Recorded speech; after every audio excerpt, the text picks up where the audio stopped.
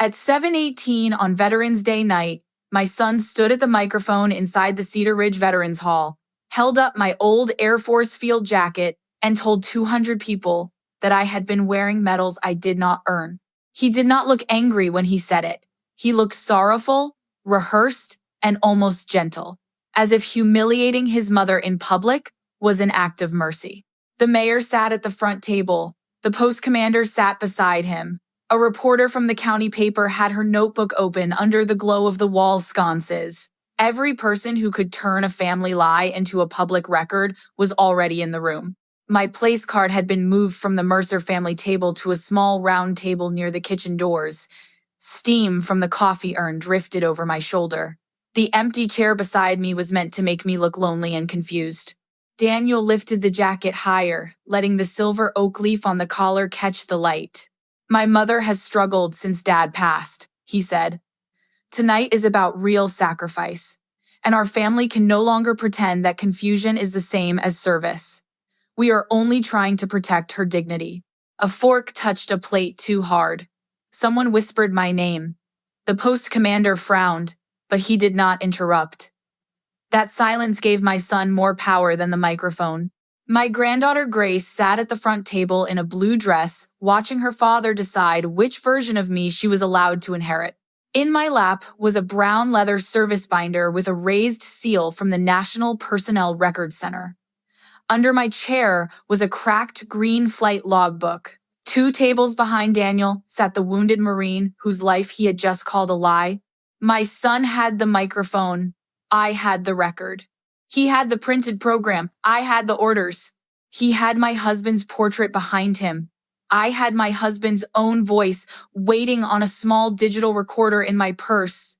I was not silent because I had no answer. I was silent because accusation has to finish speaking before evidence can answer.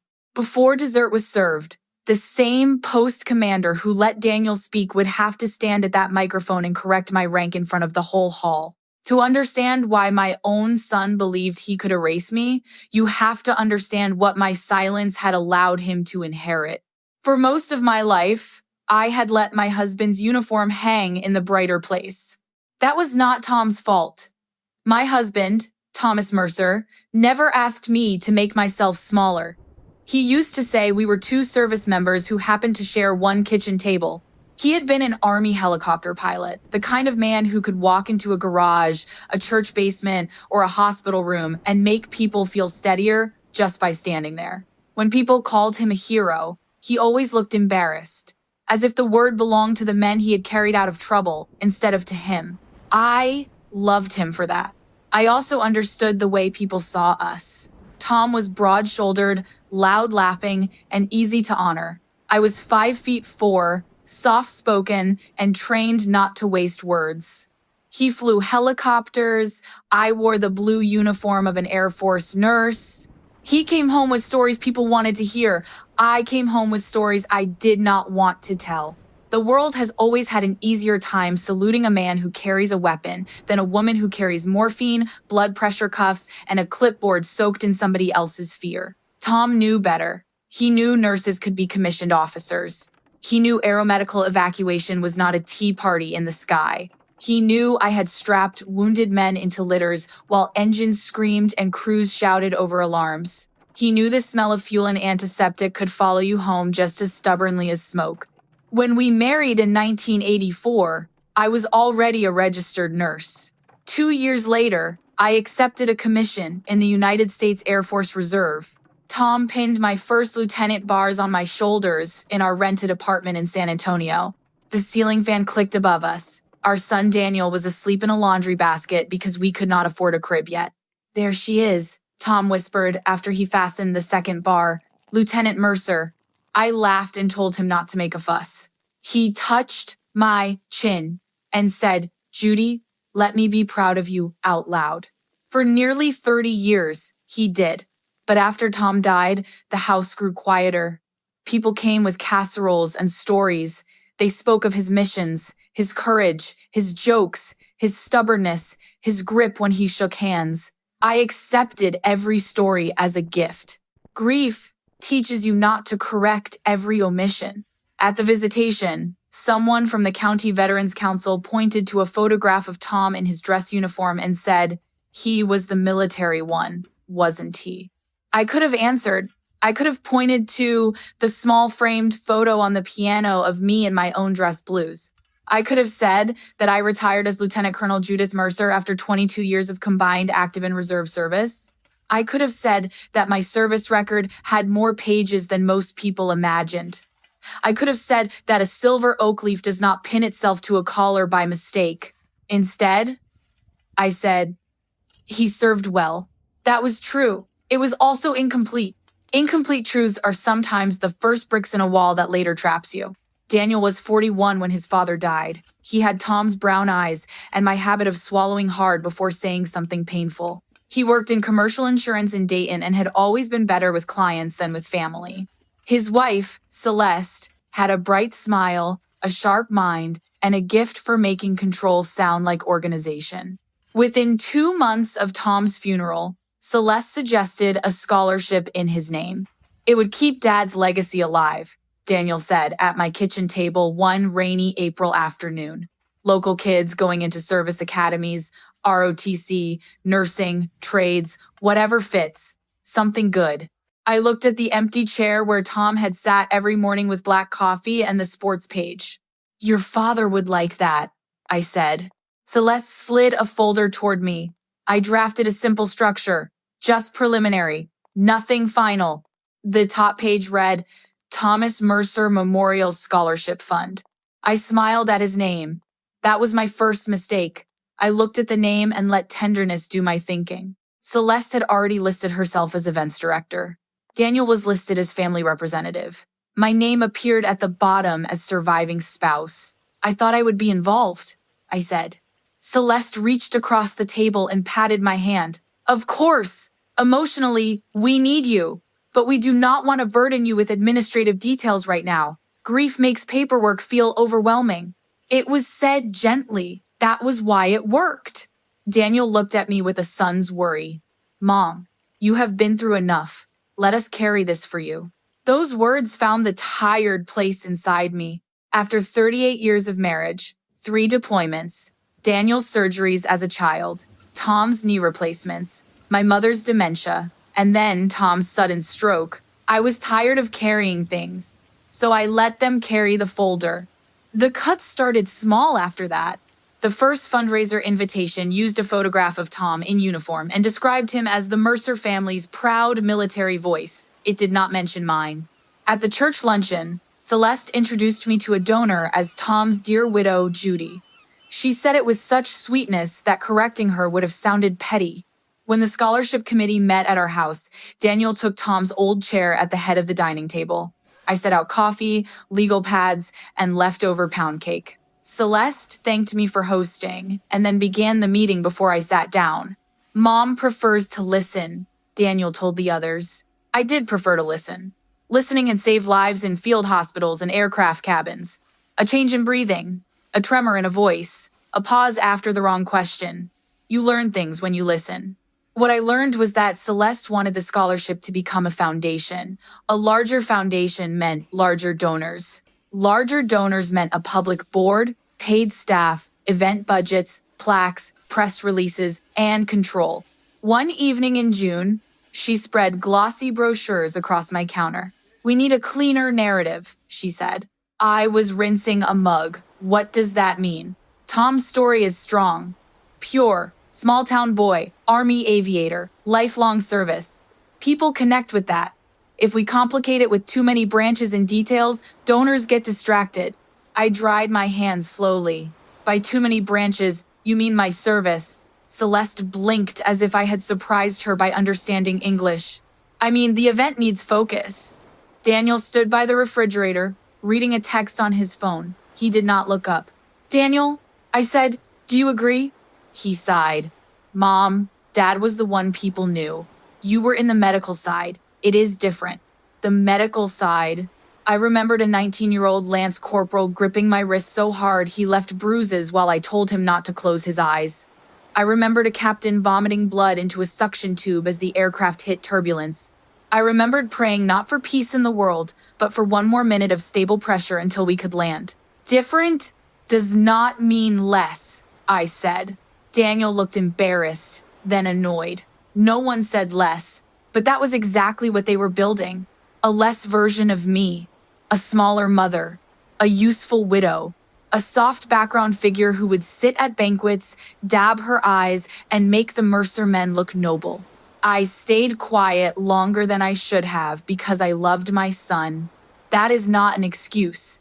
It is the truth. Parents can be very slow to admit when love has become permission. We remember feverish children, loose teeth, first bicycles, school plays, broken hearts. We remember the little hand that once reached for ours in a parking lot. Then one day that child becomes an adult who knows exactly which tender places to press, and we confuse their pressure with need. Daniel's pressure grew after the 4th of July. He called every other day, first about donor forms, then about bank access, then about the lake cabin Tom and I had owned near Indian Lake. The cabin is just sitting there, he said. The foundation could use it for retreats, veteran family weekends, maybe auction stays. Dad would want it used. Your father wanted it kept in the family, I said. The foundation is family. A foundation is not a family. It is paperwork with a mission. He went quiet. The next week, Celeste came by with a notary. I had been trimming roses along the front walk when their SUV pulled in. Grace, my 9-year-old granddaughter, jumped out first and ran to hug me. She smelled like sunscreen and strawberry shampoo. Grandma, Daddy says you might let us use the lake house for the heroes. I looked over her head at Celeste, who smiled like a woman who had brought a child to a grown-up negotiation by accident. We are just exploring options, Celeste said. Inside, she laid documents on my kitchen table. The language was smooth, formal, and dangerous. Temporary authority, management discretion, emergency stewardship. The foundation would gain use rights to the cabin and certain related assets pending broader estate planning. Why is there a notary? I asked. Convenience, Celeste said. The notary, a young man with a red tie and nervous hands, looked at the floor. Daniel was not there. That told me everything. I slid the pages back. No. Celeste's smile thinned. You have not read them carefully. I read enough. Judy, this is exactly what we worried about. You get suspicious when people try to help. Grace was in the living room, looking through Tom's old photo albums. I lowered my voice. Do not use concern as a leash. Celeste gathered the papers slowly. Daniel is going to be hurt. Daniel sent you because he knew I would be hurt. For the first time, she looked directly angry. This fund is going to be bigger than your kitchen table. People in this town care about Tom's legacy. I said, so do I. She leaned closer. Then stop making it about you. After she left, I found Grace standing in the hallway with Tom's old photograph in her hand. Grandma, she asked, were you really in the Air Force too? Or were you just married to Grandpa? There are questions that cut because the child does not know she is holding a knife. I knelt until my eyes were level with hers. I was really in the Air Force, I said. Daddy said you helped people after the fighting. Sometimes that is true. Sometimes helping people happens while danger is still happening. She nodded like she understood, but confusion sat on her face. Children feel adult lies before they can name them. That night, I went upstairs to the cedar closet where I kept my uniform items. Tom's dress greens hung beneath a cloth cover. My Air Force mess dress and service dress were in garment bags. My field jacket should have been folded in a storage bin beside my old flight nurse insignia, ribbons, and deployment keepsakes. The bin was gone. At first, I thought I had misplaced it. I opened every closet, I searched the attic, I went through the guest room, the basement, and the garage shelves. The more I searched, the colder I became. My green flight logbook was missing from the desk drawer.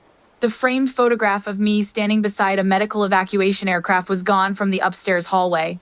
The small cassette Tom had made after my retirement ceremony was missing from the memory box. Not lost, taken.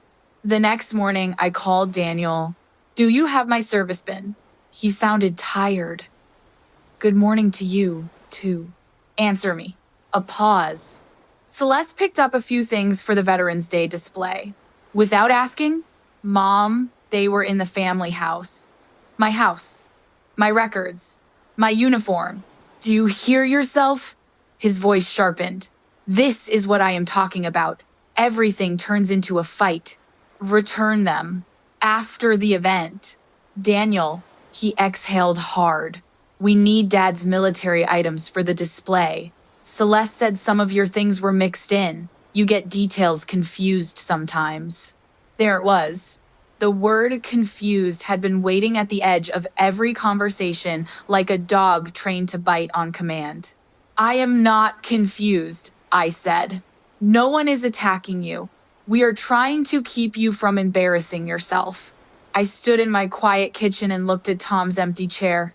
You have until Friday to bring them back. Or what? It hurt that he asked because it meant he could no longer imagine me answering. Or I stop asking as your mother and start responding as a trustee. He hung up. Friday came. Nothing was returned. On Saturday, the first local article appeared online. The headline read, Son honors fallen Army father through expanding veterans scholarship. Fallen. Tom had died of a stroke at home 15 years after retirement. Words matter. False drama attracts donors the way sugar attracts ants. The article included a photograph of Daniel and Celeste standing in front of the Veterans Hall. Behind them was a display table. On the table lay my field jacket. The caption read, Family artifacts belonging to the late Thomas Mercer will be displayed at the Veterans Day dinner. My hands went still on the mouse. The jacket did not belong to Thomas Mercer. It had my name tape above the pocket, Mercer. The flight nurse badge was mine. The lieutenant colonel's silver oak leaf was mine. The faint ink stain on the left cuff came from a leaking pen during a medical briefing in Germany. The small tear near the shoulder came from a litter strap on a C-141. They were not just borrowing my jacket. They were renaming it. I printed the article and placed it on the kitchen table. Then I made 3 calls. The first was to Colonel Marjorie Hall, retired. She had been my squadron commander during my last deployment.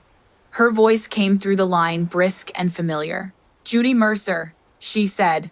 If you are calling to tell me you finally took up pickleball, I am hanging up. Despite everything, I laughed. Marjorie, I need help.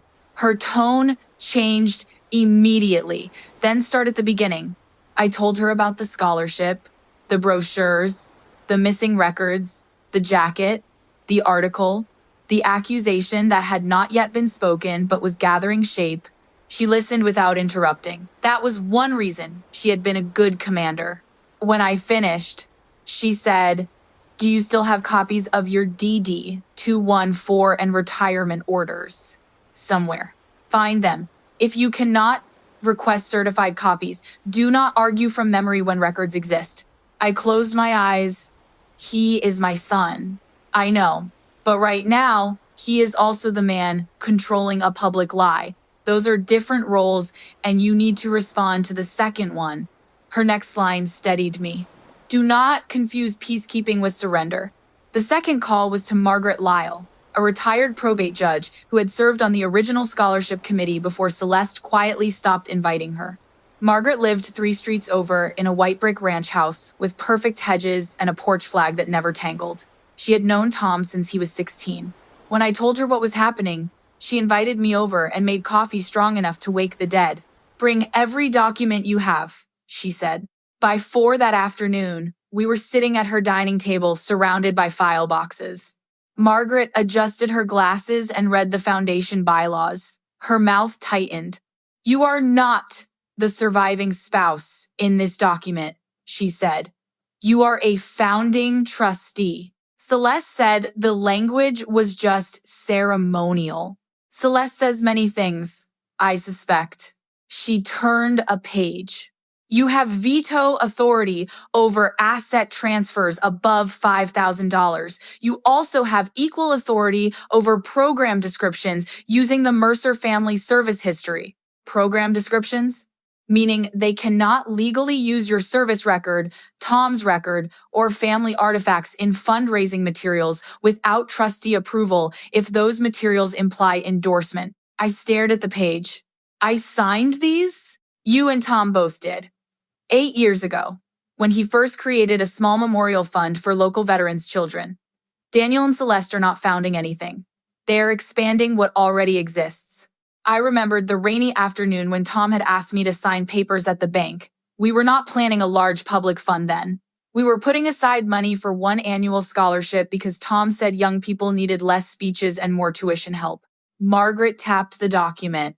This is not sentiment. This is governance. The third call took me the longest.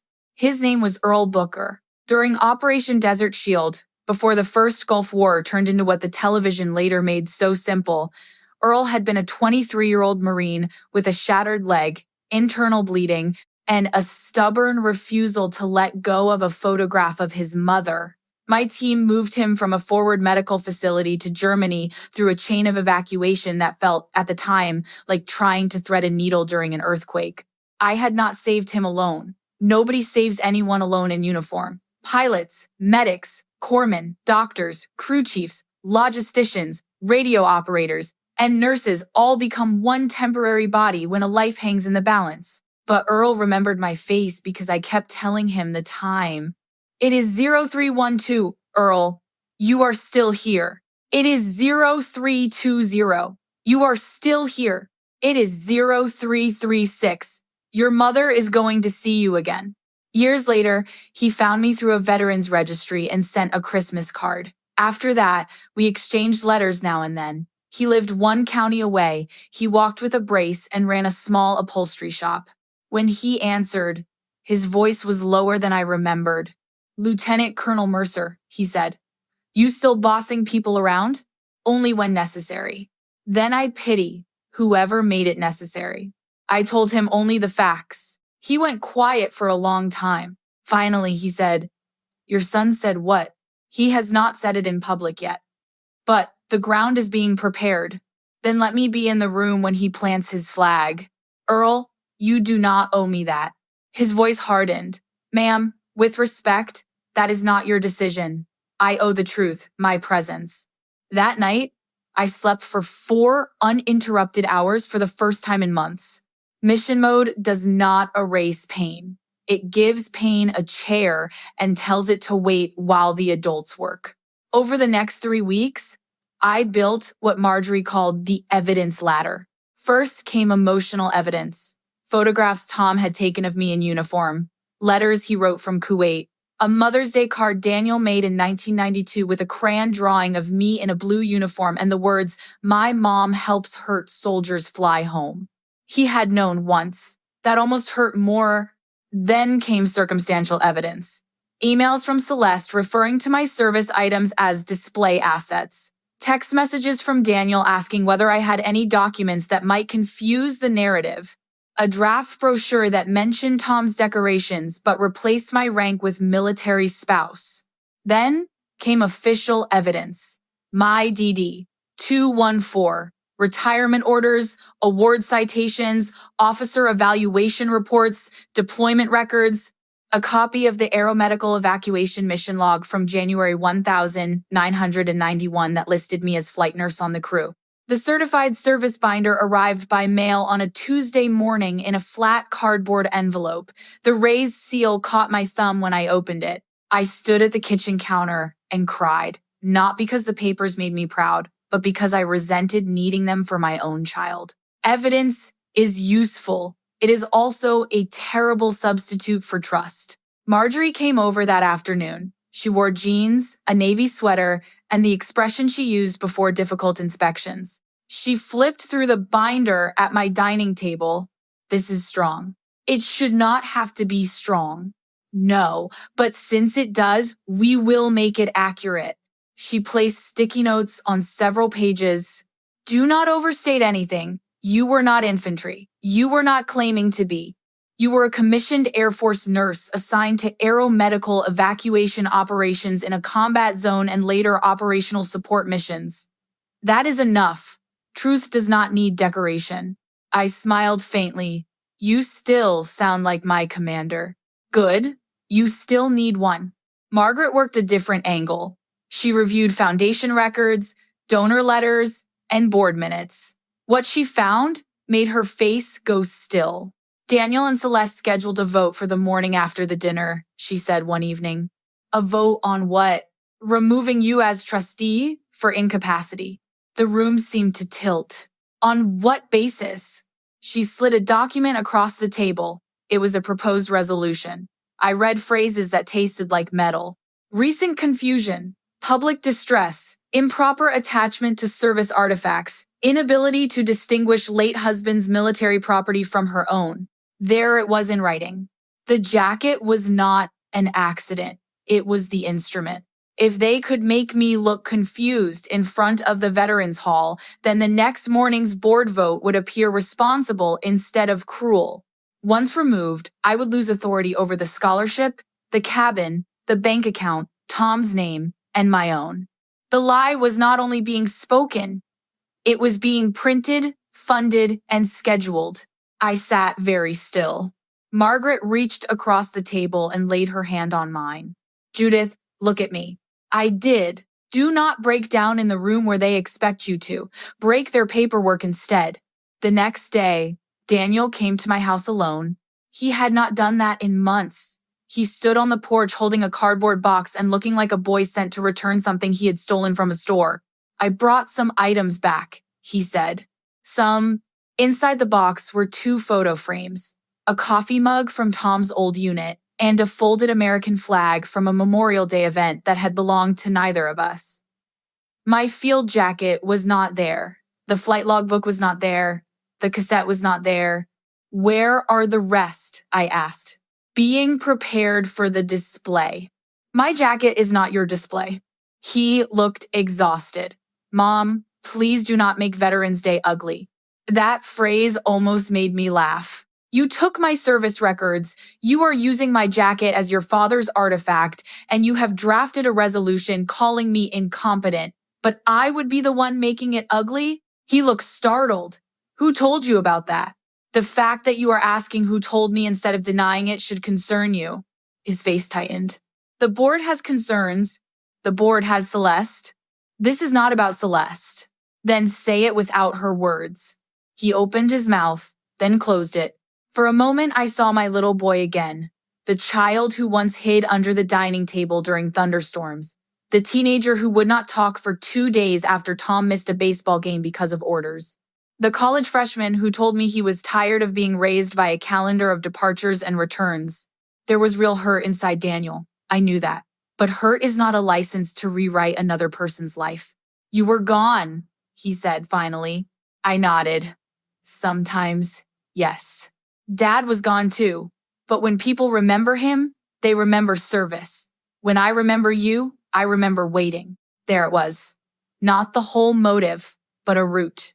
I am sorry for the waiting, I said. His eyes flickered.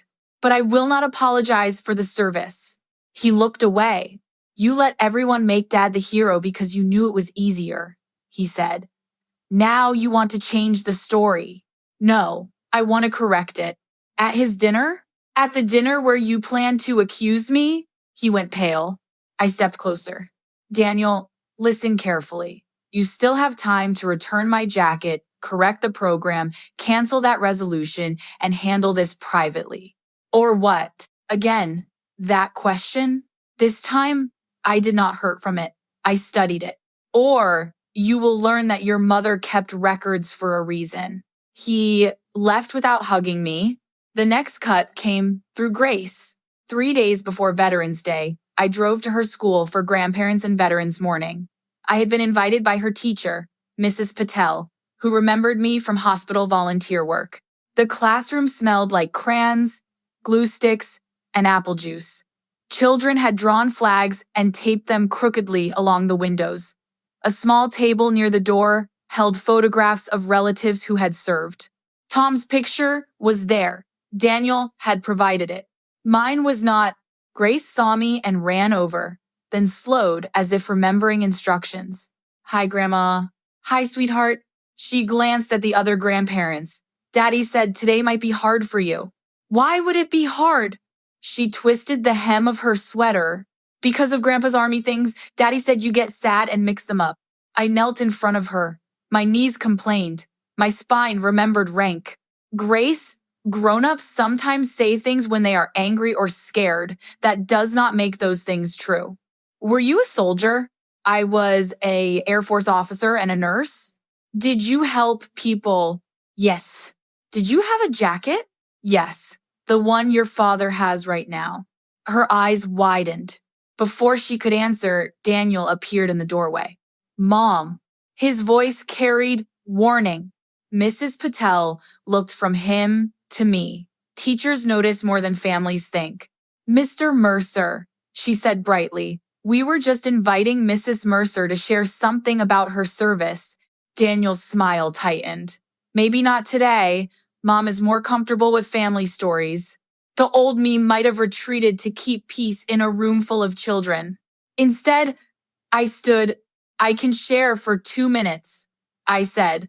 Daniel's face hardened. I did not tell the children about blood, fear, or war. I told them that when service members get hurt far from home, teams of doctors, nurses, pilots, medics, and crews work together to move them safely to hospitals. I told them courage is not always loud. Sometimes it is the person checking a pulse in the dark and saying, "Stay with me," until help arrives.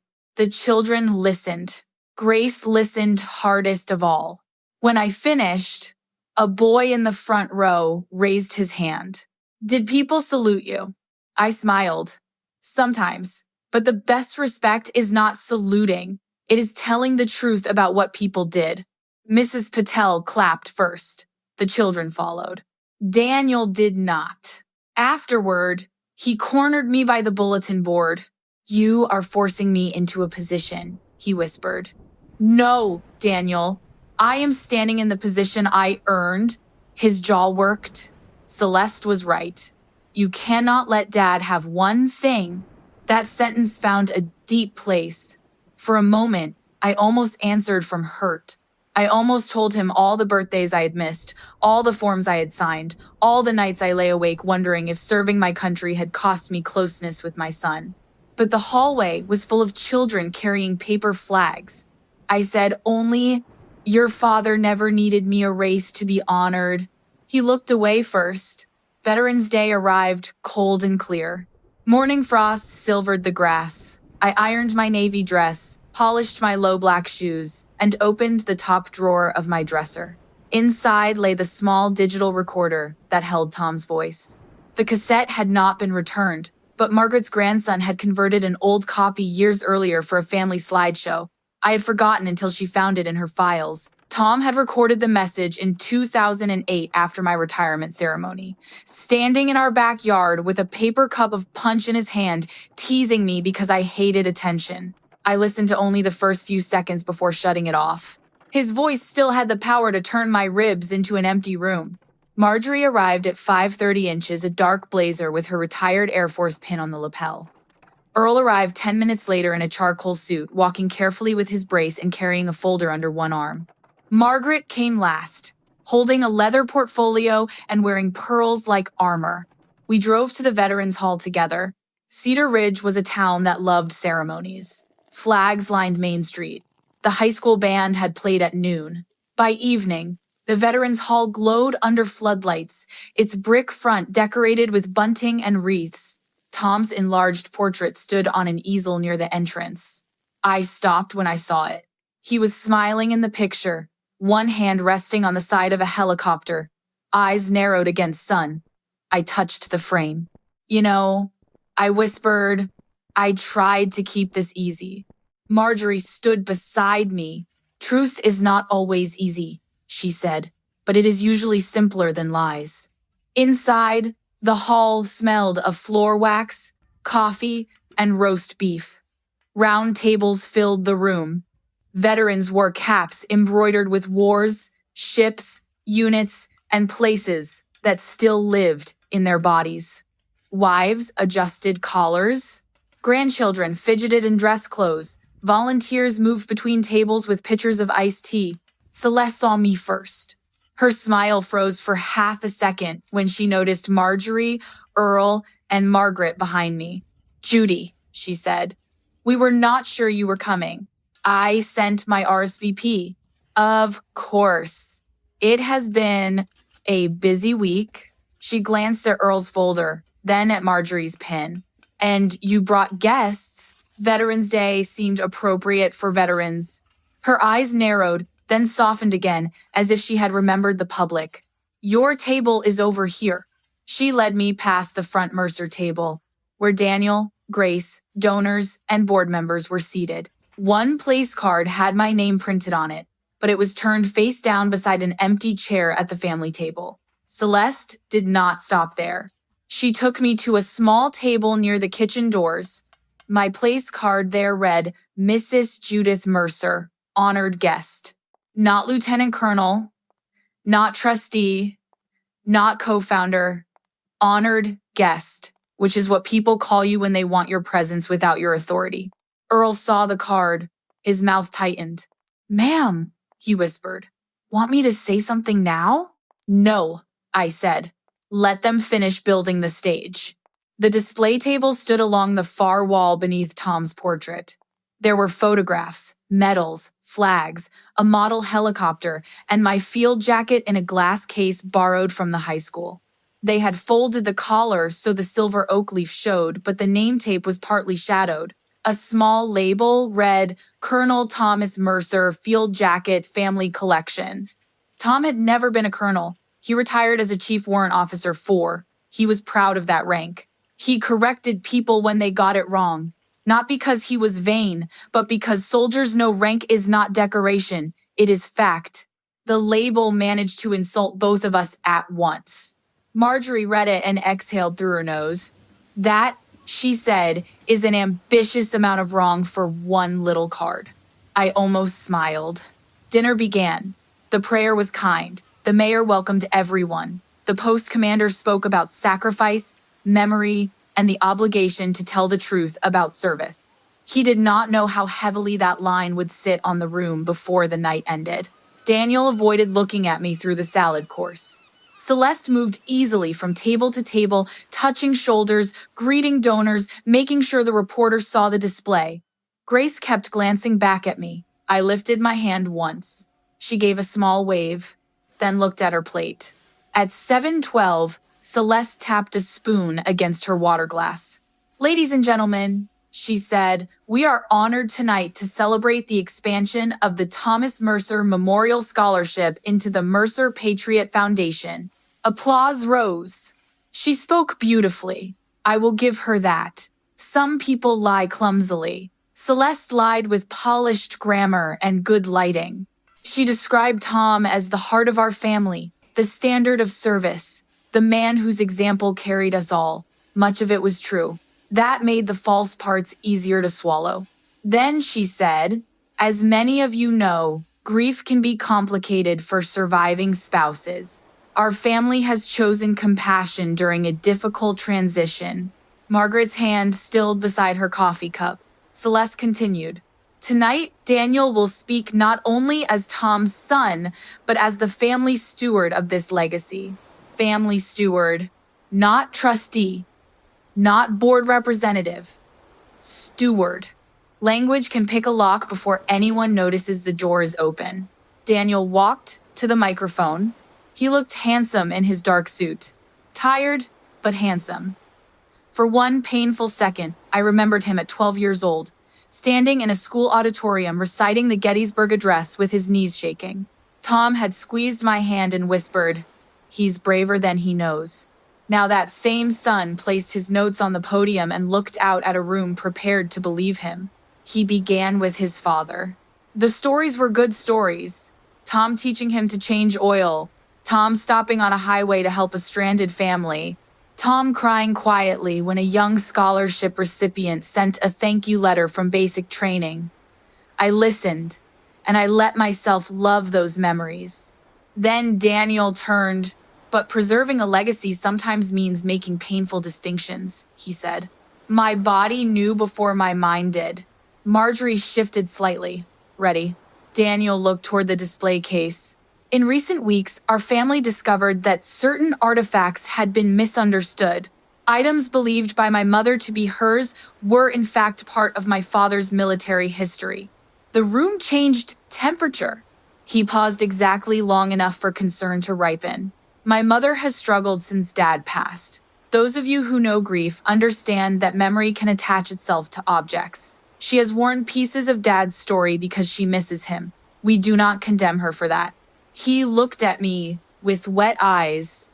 Wet eyes. He had prepared even that. But tonight is Veterans Day. Tonight is about real sacrifice. And we cannot allow confusion, however heartbreaking, to become stolen honor. A woman near the front covered her mouth. Daniel lifted the jacket from the display case with Celeste's help. This field jacket belonged to my father, he said. My mother has claimed it as her own. She has implied rank and honors that were never hers. We are asking, as a family, that she be protected from further embarrassment. He had not used the phrase fake veteran. He was too careful for that. He used something worse. He wrapped the accusation in pity and let the room finish the sentence. The post commander frowned. He should have stopped him. He did not. Grace looked back at me. Her face had gone pale. That was when I stood, not quickly, not dramatically. I stood the way age allows when knees have opinions and dignity takes its time. Chairs creaked. Forks rested on plates. Daniel's mouth tightened. Mom, he said into the microphone, please sit down. I picked up the brown leather binder. No, I said. The word traveled farther than I expected. Celeste stepped forward, smiling too brightly. Judy, this is not the time. It is exactly the time you chose. The room went still. I walked toward the front. Earl rose behind me. Marjorie rose too. Margaret followed with her portfolio. By the time I reached the microphone, Daniel had lowered the jacket but not surrendered it. Mom, he whispered, away from the microphone now. Do not do this. I gave you that same chance, I said. The post commander finally stood. Mrs. Mercer, perhaps we can discuss this privately. I turned to him. Commander Atkins, my son's accusation was public. The correction will be public as well. He blinked at the steadiness in my voice. May I use the microphone? I asked. Daniel's hand tightened around it. For a second, I wondered if he would refuse in front of everyone. Then Grace spoke from the front table. Daddy, let Grandma talk. Children do not always understand power, but sometimes they interrupt it at exactly the right point. Daniel released the microphone. I adjusted it lower. My hands were not steady. That was all right. Courage is not the absence of trembling. It is speaking while your hands admit the cost. My name is Judith Ann Mercer, I said. I am Tom Mercer's widow. I am Daniel's mother. I am Grace's grandmother. And I am a retired lieutenant colonel of the United States Air Force Reserve Nurse Corps. A soft murmur moved through the hall. I opened the binder. The jacket my son is holding does not belong to my husband. It belongs to me. The silver oak leaf on the collar indicates lieutenant colonel. My husband did not wear that rank. He retired from the United States Army as a chief warrant officer 4, a rank he was proud of and which deserves to be named correctly. The post commander looked at the jacket sharply now. I continued. The flight nurse badge on that jacket is mine. The name tape is mine. The deployment stain on the cuff is unfortunately mine too. A small sound moved through the room. Not laughter. Recognition, perhaps. The first crack in the wall. Daniel stared at the jacket as if it had changed shape in his hands. Celeste stepped in. Judy, no one questions that you had some involvement in military medical work. Daniel is simply concerned that you have begun claiming combat honors. I looked at her. Mrs. Mercer, Commander Atkins said carefully, do you have documentation? That question might have insulted me in another setting. Tonight, it was a door. Yes, I said. I do. I opened the binder to the first marked page and handed him my certified DD 214 and retirement orders. He read in silence. The mayor leaned toward him. The reporter's pen began moving. Commander Atkins's face changed first. His public expression faded into the private look of a veteran who has just realized a mistake has been made in front of witnesses. Lieutenant Colonel Mercer, he said quietly. The rank landed in the room like a gavel. I turned another page. These are my deployment records. This is an award citation. This is my officer evaluation report from the 375th Aeromedical Evacuation Squadron. This is a mission log from January 1991 listing me as flight nurse on a medical evacuation crew. I am not asking anyone to exaggerate what I did. I am asking my own family to stop reducing it. Marjorie stepped beside me. Commander Atkins, she said, I am Colonel Marjorie Hall, United States Air Force, retired. I commanded Lieutenant Colonel Mercer during her final operational assignment. I can verify her service, her rank, and the authenticity of these records. Atkins knew her name. I saw it in his eyes. Colonel Hall, he said, straightening. Thank you. Celeste's smile had vanished. Daniel looked at Marjorie, then at me, as if the room had betrayed him by containing people he could not manage. I was not finished. There is also a man here tonight who did not come for drama. He came because his name appears in one of those records. Earl Booker moved slowly to the front. Every step cost him something. The brace on his leg clicked softly beneath his suit pants. He reached the microphone and looked first at me, then at Daniel. My name is Earl Booker, he said, United States Marine Corps, retired. In January of 1991, I was evacuated out of the theater with injuries I do not care to describe over dinner. Your mother was the flight nurse who kept me conscious long enough to reach Germany. The room did not move. Earl's voice thickened but did not break. She told me the time every few minutes. I did not know why then. Later, I realized she was giving me proof that I was still alive. I have walked with a brace for 35 years. I have held 4 grandchildren with these hands. I have buried my mother, and before she died, she thanked God for the nurse who brought me home. He turned toward the jacket. That is not your father's jacket, son. And even if it were, using a uniform to shame the person who wore it is a poor way to honor service. Daniel's face crumpled for half a second, then pride tried to repair it. I did not know, he said. I answered softly, you did not ask. Celeste found her voice. This is moving, truly, but it does not change the fact that Judy has been unstable in foundation matters. There are documented concerns. Margaret Lyle stepped forward then. Retired judges carry silence differently. The room felt it. Since Mrs. Mercer has been accused of incapacity, Margaret said, the board should be aware that I have reviewed the proposed resolution scheduled for tomorrow morning. I have also reviewed the founding documents of this scholarship fund. Celeste went pale. Margaret opened her portfolio. Judith Mercer is not a ceremonial widow. She is a founding trustee with veto authority over asset transfers and program materials using Mercer family service history. Any attempt to remove her based on a knowingly false public narrative may expose the board to legal action. The mayor turned toward Celeste. The reporter kept writing. Commander Atkins looked as if he wished the floor would open and accept his resignation from the evening. Margaret continued, there is more. The label on this display identifies the jacket as belonging to Colonel Thomas Mercer. Thomas Mercer was not a colonel. That rank belongs to Judith Mercer. The label is false. The brochure is false. The article submitted to the county paper is false. And the draft resolution relies on the falsehood that Mrs. Mercer cannot distinguish her service property from her husband's. No one spoke. Falsehood sounds different when an authority figure names it. I reached into my purse. There is one last thing, I said. Daniel looked at the recorder in my hand and shook his head slightly, as if he recognized danger without knowing its shape.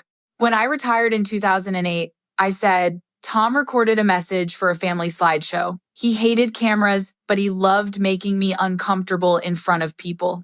Some of you knew him well enough to understand that. A few older veterans smiled faintly. I did not plan to play this tonight. I would rather have kept his voice for myself. But my husband's name has been used to erase me, and I believe he deserves to answer that too. I pressed play. The tiny speaker crackled. Then Tom's voice filled the hall, grainy but unmistakable. All right, Judy, you told me not to make a speech, which was your first mistake after 38 years of knowing me. Today, my wife retires as Lieutenant Colonel Judith Mercer, United States Air Force Reserve. If you are watching this, it means she is probably standing somewhere pretending she is not proud, so I will be proud enough for both of us. My eyes burned. I kept the recorder steady. Tom's voice continued. People ask me what it was like being the military husband in the family. I tell them I was not. I was one of two. Judy carried the kind of courage that does not always get parades. She carried it in aircraft cabins, hospital wards, kitchen tables, and every place our family needed her.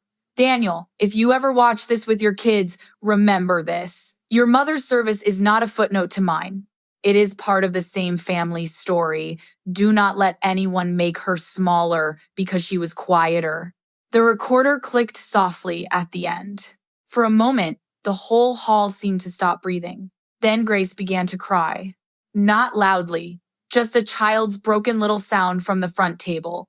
That sound did what no document could do. It made Daniel turn from defending himself to seeing who had been hurt. He looked at his daughter, then at me, then at the jacket still in his hands. His mouth opened, but no words came.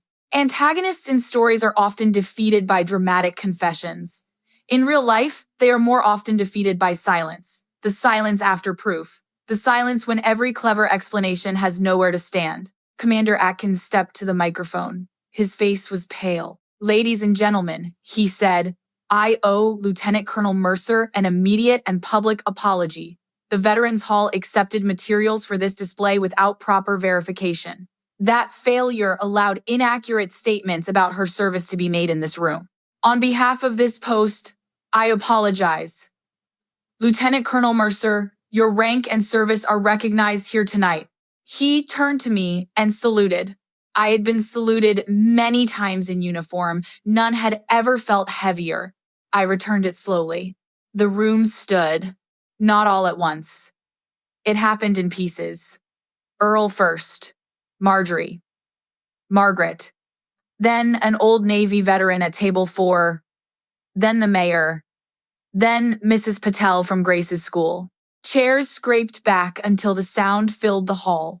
I did not feel triumphant. I felt tired.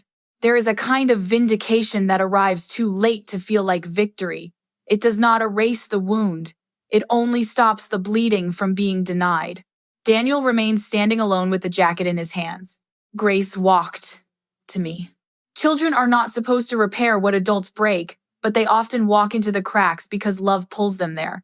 Grandma, she whispered, was Grandpa talking about you? I bent carefully and touched her cheek. Yes, sweetheart, he was, Daddy said. She could not finish. I pulled her into my arms. Sometimes grown-ups get things wrong. Tonight they have to start making it right. Over her shoulder, I saw Daniel begin to cry. Celesta did not. That told me something too. The dinner never recovered its planned shape. Dessert sat untouched on several tables. The mayor asked the reporter to include the correction in the next issue. Margaret requested an emergency board meeting immediately, before anyone had time to lose memory inconvenience. We gathered in a side room that smelled of old coffee and copy paper. The foundation board sat around a rectangular table under fluorescent lights. Daniel sat at one end, Celeste beside him. I sat at the other with Margaret, Marjorie, and Commander Atkins as witnesses. Celeste tried one more time. The emotional atmosphere out there is not suitable for governance decisions, she said. Margaret looked at her over the top of her glasses.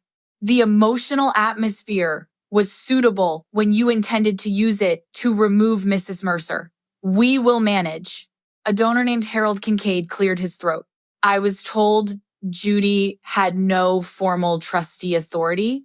You were told incorrectly, Margaret said. The board secretary, a retired school principal named Donna Reeves, opened the original minutes. Her hands shook when she read.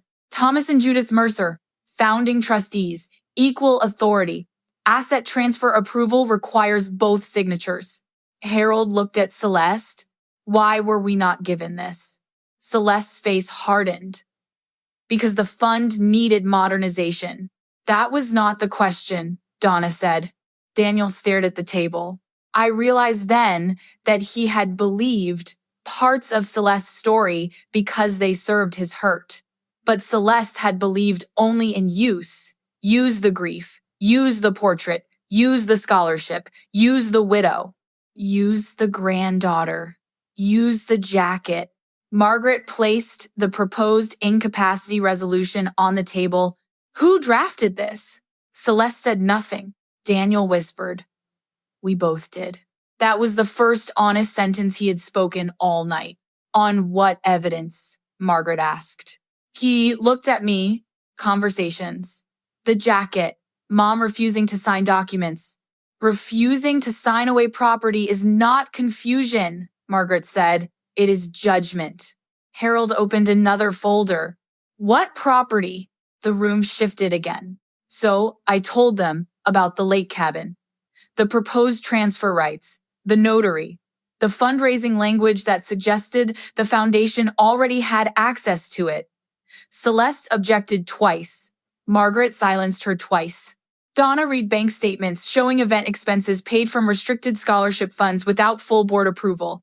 Not theft, not yet, but carelessness dressed in ambition. A photographer, premium linens, public relations consulting, a deposit for a future retreat weekend at the lake cabin I had never agreed to provide. The evidence ladder had one more rung. Intent. Daniel finally put his hands over his face. Celeste, he said, tell them you canceled the cabin deposit. She did not answer. He looked at her then with the stunned expression of a man discovering that the person beside him has led him farther than he meant to go. You said it was only a placeholder. It was strategic, she snapped. The word broke whatever loyalty remained in the room. Strategic. That is how some people describe harm, when harm has a budget. By 10:45, the board voted unanimously to freeze all discretionary spending pending review. Celeste was removed from event authority. Daniel resigned as family steward, a title that had never legally existed.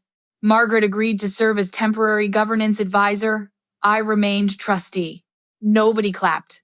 Accountability does not always sound like applause. Sometimes it sounds like papers sliding into folders and people avoiding the eyes of the person they should have trusted sooner. When I stepped back into the hall, most guests had left. Volunteers were stacking chairs. Tom's portrait still stood near the entrance. The display case was open. My field jacket lay folded on a table. Daniel stood beside it. For a long time, neither of us spoke. Finally, he said, I thought if Dad stayed simple, I could keep him. That was not an apology. It was a confession of motive. I waited. He swallowed. When he died, everybody came to you with stories. They looked at you like you had been his partner in everything. And I hated it because I remembered being a kid waiting for both of you. I thought Dad's story was the one thing I understood. The one thing that belonged to me. His voice cracked. Celeste kept saying you were trying to take it over. I let myself believe her because it made my resentment sound noble. I looked at my son, the man, the child, the stranger. All of them stood there under the fluorescent lights. Daniel, I said, your pain was real. Your accusation was false. One does not excuse the other. He nodded, crying now. I know. Do you? Because you did not only hurt me. You taught Grace to doubt me. You used your father's name against his own words. You tried to remove me from a foundation I helped create. You let a room full of people look at me as if I were stealing valor from my dead husband. He flinched with each sentence. Specific harm needs specific naming. Vague forgiveness only feeds future denial. I am sorry, he whispered. For what? He closed his eyes. For taking your things. For calling you confused. for letting Celeste write a story I knew was not fully true, for using Dad because I was angry at you, for making Grace carry my version before she was old enough to question it. That was the first apology that touched the wound. I picked up the field jacket. The fabric felt older than I remembered. So did I. I forgive you, I said. His head lifted with desperate hope. I raised one hand. Forgiveness is not the same as trust. The hope steadied into pain. What happens now? He asked. Now you tell Grace the truth without making excuses. Now you correct every public record you helped damage. Now you cooperate with the board review. Now you return every item that belongs to me. And now you stop using grief as a weapon. He nodded. Can I come by tomorrow? I looked toward the front table, where Grace sat with Marjorie eating a roll she had wrapped in a napkin. No, I said. Tomorrow is for Grace and me. You can write her a letter first. I will read it before she does. He accepted that. Acceptance is often the first sign that regret may become repair. Celeste did not come to me that night. 2 weeks later, a courier delivered 3 boxes to my porch. Inside were the rest of my service items, my green flight log book, the original cassette, photographs, ribbon sets, and a stack of documents Celeste had taken from Tom's desk. There was no note from her. Daniel came separately with Grace. He stood on my porch in a winter coat, holding an envelope. Grace stayed close to him but reached for my hand when I opened the door. Grandma, she said, Daddy told me he lied. There are sentences no child should have to say, but truth spoken gently is still better than a lie served warm. Daniel's eyes were red. I told her you served before I was born, while I was little, and after. I told her Grandpa was proud of you. I told her I was wrong. Grace looked up at me. Can I see your jacket sometime? Yes, I said, but not because it proves anything, because it is part of our family. Daniel handed me the envelope. This is the correction for the county paper. I sent it already. I wanted you to see it before it runs. The headline on the printed copy read, Mercer Foundation corrects record, honors two-service family legacy. I read the article in silence. It named Tom correctly. It named me correctly. It identified Daniel's statement at the dinner as inaccurate and harmful. It quoted him directly. I allowed grief and resentment to distort my mother's service. I apologized to Lieutenant Colonel Judith Mercer, to my daughter, and to the veterans community. It was not perfect.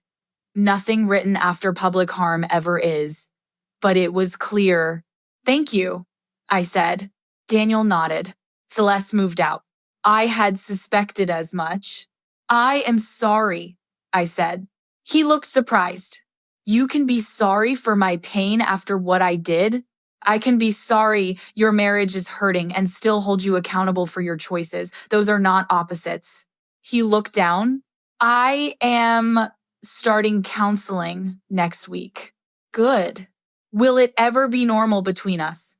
I watched Grace trace the porch railing with her mitten. Maybe not the old normal, but old normal is not always worth saving. We can build something more honest if you keep doing the work. That was all I could offer. The foundation review lasted 3 months. Restricted funds were restored. Donors were notified. The board adopted verification procedures for all military claims and artifacts. Every program description had to be approved by 2 trustees. The lake cabin was removed from all promotional language. Celeste's consulting expenses were reimbursed by Daniel and Celeste through a settlement that Margaret called adequate and I called enough. Enough is a powerful word when you have stopped needing revenge. In February, the board voted to rename the scholarship. Not after me. I did not want that. Tom would have hated a tug-of-war over whose name appeared larger. The new name became the Thomas and Judith Mercer Service Scholarship. The first time I saw it printed, I sat in my car outside the copy shop and cried so hard I had to wait before driving. Not because my name was finally there, because Tom's was still there beside it. Truth had not taken him from me, it had returned us to each other. Spring came slowly that year. The lake thawed, the maple tree in my backyard put out small red buds. Grace began coming over every Wednesday after school. We baked banana bread, sorted photographs, and built what she called the true book. It was a scrapbook with plastic sleeves and labels written in her careful fourth-grade handwriting. Grandpa Tom, Army aviator. Grandma Judy, Air Force nurse officer. Both loved coffee. Both bad at singing. Both bossy.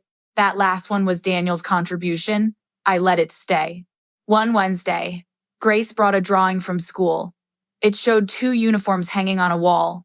One green, one blue. Between them, she had drawn a small table with a vase of yellow flowers. Mrs. Patel said our family history project can be about both of you, she said. That sounds right. She studied me carefully. Were you mad at Daddy? Yes. Are you still? Children ask direct questions because they have not yet learned to decorate fear. I set the measuring cup down. Some days I am sad. Some days I am angry. Most days I am working on not letting either one drive the car. She considered that Daddy says trust is built by doing the same right thing over and over. Your daddy is learning. Are you learning? I smiled. Yes. I am learning that staying quiet is not always kind. She nodded as if this belonged in a textbook. Grandma? Yes. When I grow up, can I be brave and still be quiet? I touched her hair. Yes, but make sure your quiet has a voice when it needs one.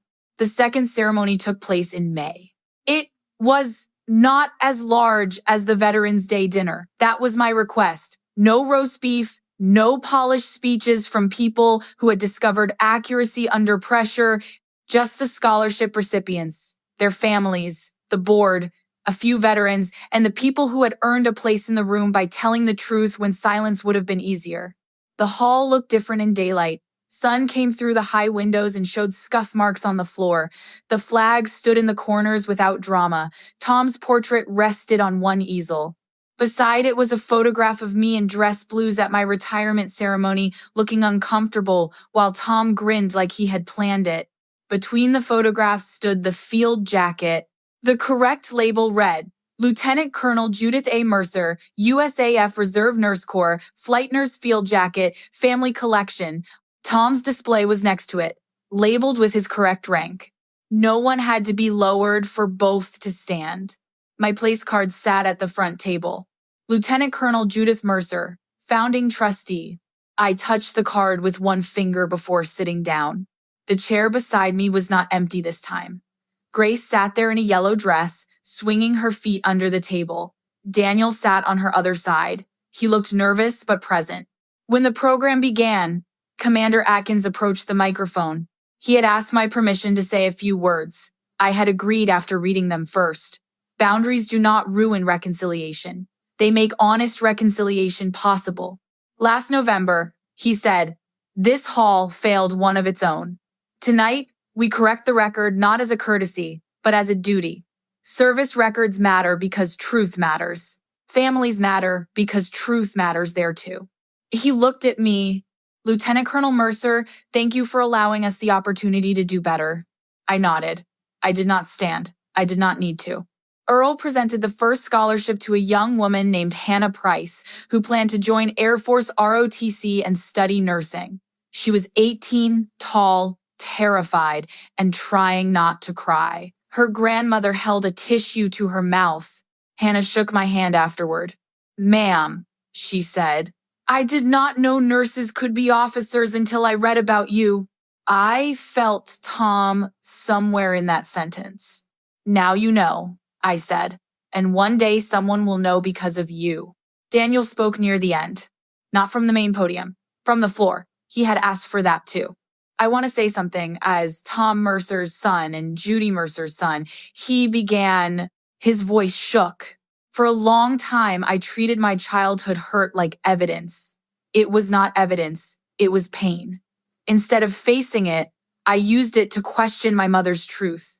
I am sorry for the damage I caused her, my daughter, this foundation, and this community. I am working to become a man who protects the truth before he protects his pride.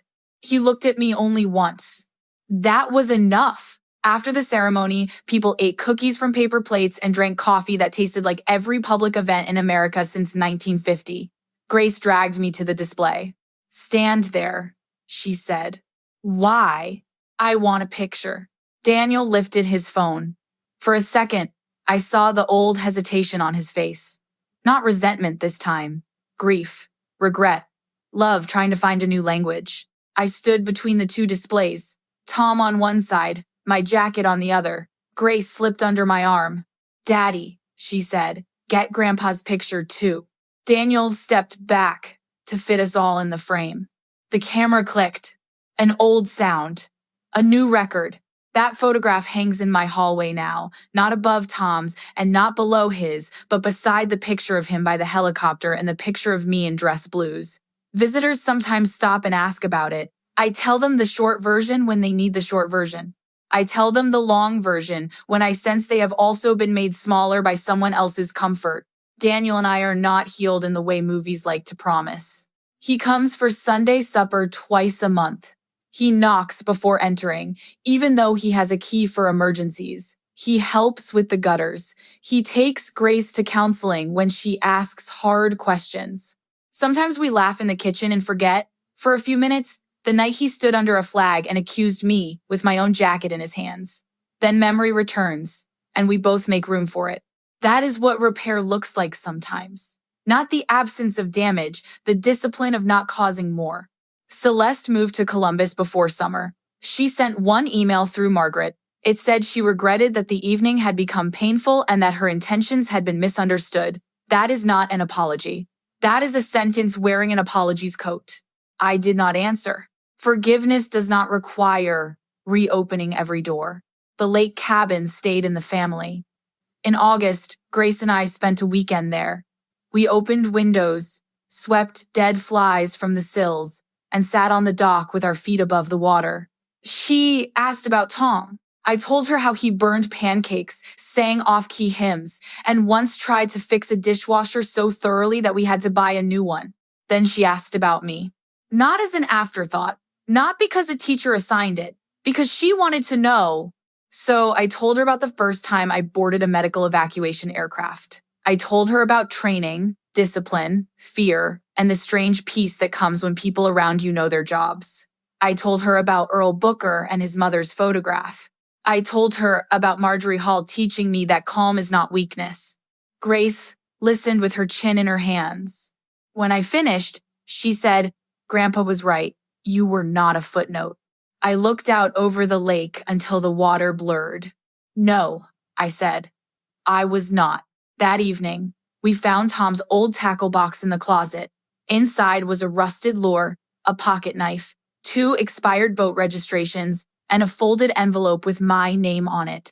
For one wild second, I thought it might be another dramatic message. The kind stories depend on too much. It was not. It was a grocery list I had written years earlier, folded around a photograph so it would not bend.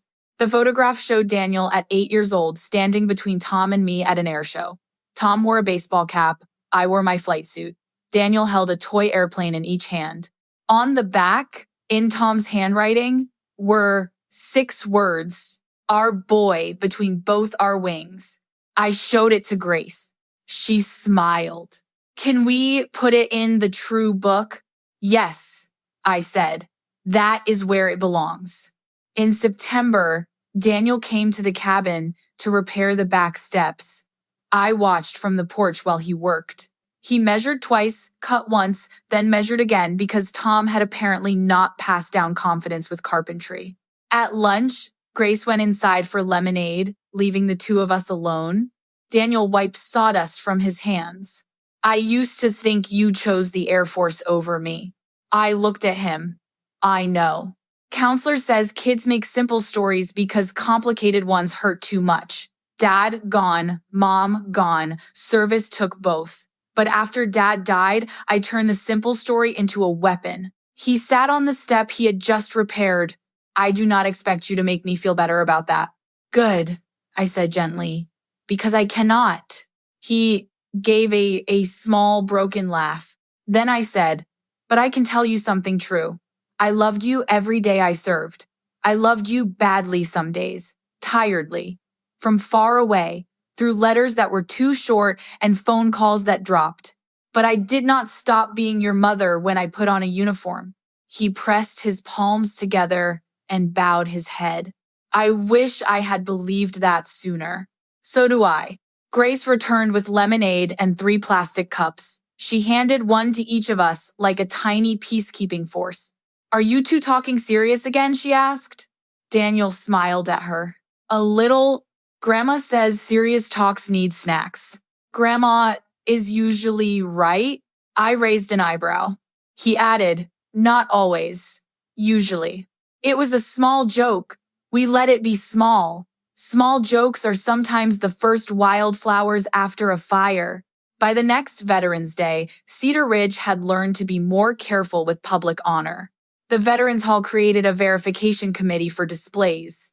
The county paper ran a feature on women veterans in the region. Mrs. Patel's class wrote letters to service members and medical personnel.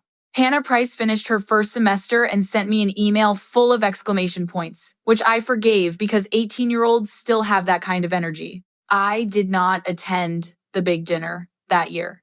Instead, I invited Earl, Marjorie, Margaret, Daniel, Grace, and Commander Atkins to the lake cabin for stew. Tom would have preferred that anyway. He trusted kitchen tables more than podiums. Before we ate, Grace insisted on a small ceremony of her own. She placed 2 photographs on the mantel, Tom's helicopter picture and my retirement picture. Between them, she set the small yellow vase from her drawing, filled with wildflowers she had picked beside the road. Then she placed my old place card in front of the vase. Not the one that said honored guest. The corrected one, Lieutenant Colonel Judith Mercer, founding trustee. There, she said. Everybody is where they go. No one laughed. Not at first. We were all too moved by the authority of a child arranging the truth with both hands. Daniel stood beside me. Mom, he said quietly, I am glad you did not stay seated. I looked at the mantel, at Tom, at my own younger face, at the flowers between us. I stayed seated for too many years, I said. That night, I only stood up late. Marjorie, who had heard enough sentiment to last her a decade, lifted her bowl. To standing up before the stew gets cold? We laughed then. Even Earl, who claimed laughing made his leg ache. After dinner, the others drifted into conversation.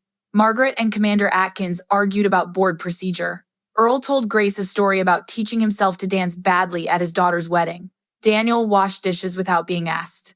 I stepped onto the porch with my coffee. The lake was black under the November sky. Cold air pressed against my cheeks. From inside came the clink of plates and Grace's bright voice asking whether flight nurses outranked grandfathers. Daniel answered, in this family, Grandma outranks everybody when she is holding dessert. I smiled into the dark.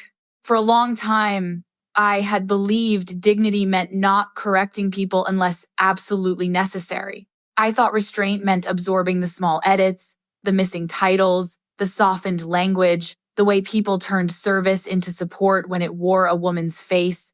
I thought protecting Tom's memory meant letting his light cover mine. But truth is not a lamp with only enough oil for one person. Tom's honor did not dim when mine was named.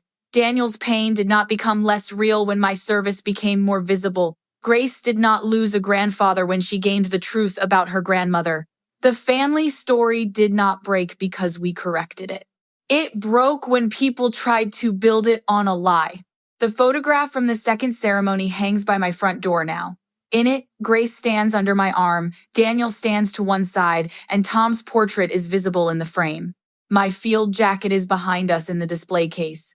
Collar open, name tape clear, silver oak leaf catching the light. Some days I pass that photograph without stopping. Other days I stand there with my coffee and let myself remember the room, the microphone, the empty chair, and the moment my granddaughter said, "Let Grandma talk." The empty chair is gone now.